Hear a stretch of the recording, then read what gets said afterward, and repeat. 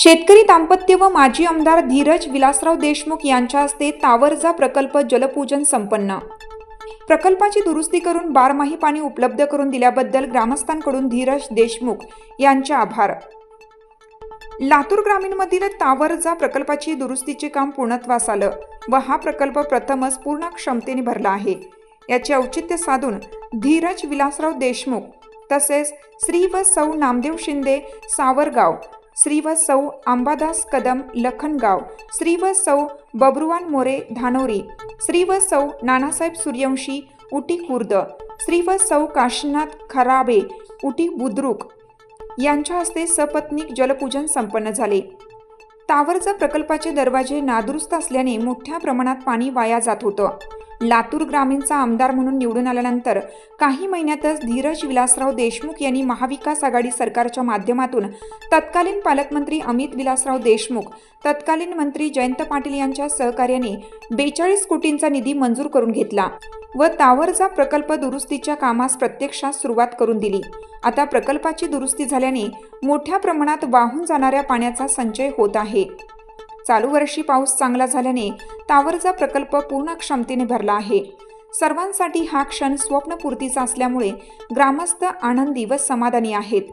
बारमाही पाणी उपलब्ध करून दिल्याने ग्रामस्थांनी माजी आमदार धीरज विलासराव देशमुख यांचे आभार व्यक्त केले आहेत।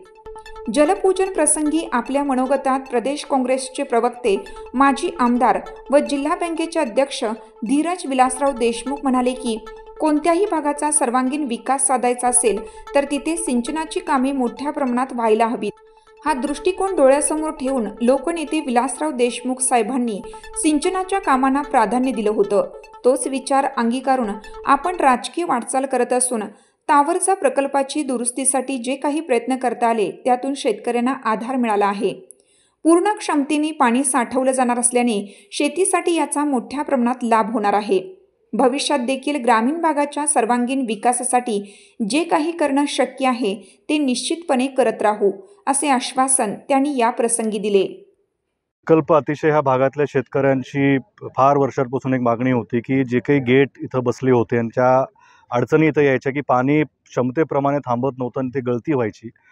तर आमच्या महाविकास आघाडी सरकारच्या माध्यमातून आदरणीय जलसंपदा मंत्री तत्कालीन जयंतरावजी पाटील असतील, त्यावेळेचे पालकमंत्री अमित देशमुख असतील आणि आमचं सगळंच महाविकास आघाडी सरकारच्या नेत्यांसोबत चर्चा करून ह्या प्रकल्पाला एक वेगळ्या पद्धतीचा दृष्टिकोन देऊन की येणाऱ्या भविष्याच्या काळात शेतकऱ्यांची अडचण समजून तो काही प्लॅन आणि दुरुस्तीचं बजेट त्यावेळेस सरकारनं मंजूर केलं। जवळपास 42 कोटी रुपये ह्या प्रकल्पावर खर्च झाले आणि आज त्याचं रूपांतर आपण आज इथं बघतोय की जवळपास 4000 हेक्टर एवढ्या क्षेत्रावर ह्या पाण्याचा लाभ होणार आणि शेतकरी अतिशय प्रसन्न आहेत की येणाऱ्या काळामध्ये त्यांना त्यांच्या पिकाची आता चिंता राहत नाही। पिण्याच्या पाण्याची गावातली विषय असतील किंवा इथं पिकाला जे पाणी आहे, विहिरी आता 4 चालण्यात झालेल्या आहेत, त्याच्यामुळे अतिशय चांगलं काम आणि अतिशय जलद गतीमध्ये कंत्राटदार जे मोर्गे कंपनी आहे त्यांच्याही मदतीनं हे काम लवकर झालं। इथले सगळे आमचे अधिकारी सकारात्मक पद्धतीने ते काम करत होते की बजेटमध्ये आणि वेळेत हे काम पूर्ण करून 2 वर्षाचं निविदेचं काम होतं त्यांनी 6 महिन्यामध्ये रेकॉर्ड टाईममध्ये हे कंप्लीट केल्यामुळे शेतकरी अतिशय